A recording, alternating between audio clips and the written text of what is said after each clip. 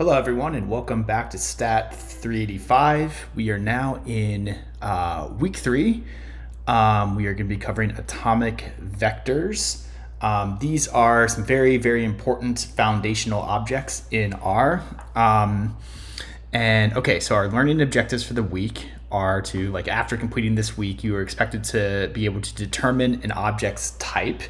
Objects come in many different types, like numeric, double, we have logical, character, stuff like that.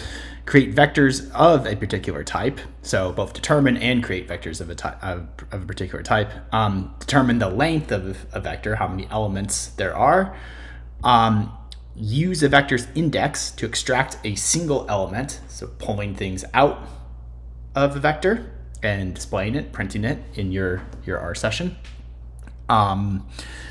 These two, use and understand type and length coercion. That's going to make more sense as we get into the week. And use vectorized operations, also going to make more sense as we get to the week.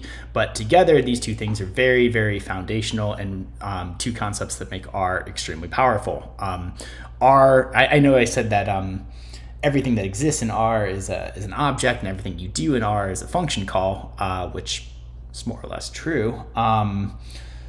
But R is also a language written by statisticians for statisticians, and vectors and how to manipulate them are very important concepts for statisticians. They're also very important concepts for the R programming language. And so R is built around the concept of a vector, of which atomic vectors are the most basic building block. And so operations in R are specific for with a vector in mind. And so this, again, it'll make more sense as we get into the video, but very important concepts and things that will repeat throughout your career if you continue to use R beyond this course.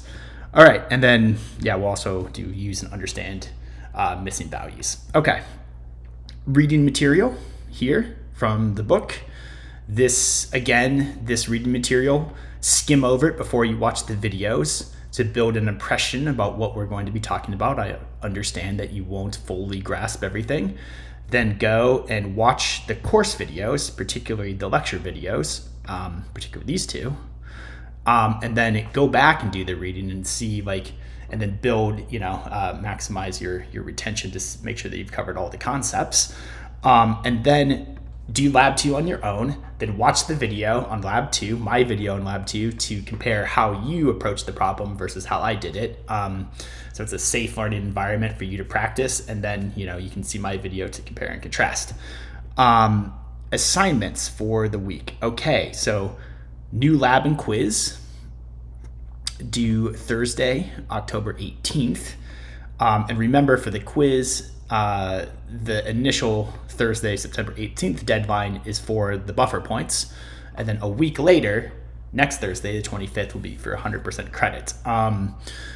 Many of you are doing great with getting things done early, getting buffer points. Some of you are not doing that.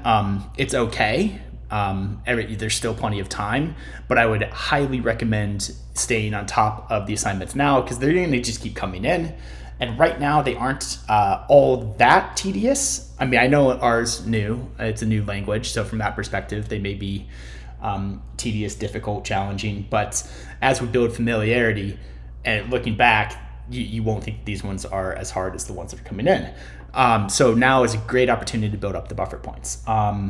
One more thing, I understand that people will need to do makeup exams. We're not going to discuss the exams yet, of course, but it's good now for you to be able to check your course schedules and determine if you need a makeup exam session. So send me an email, follow the email convention guidelines in the syllabus, and then we can go for there. We offer makeup exams, so it's not that big of a deal.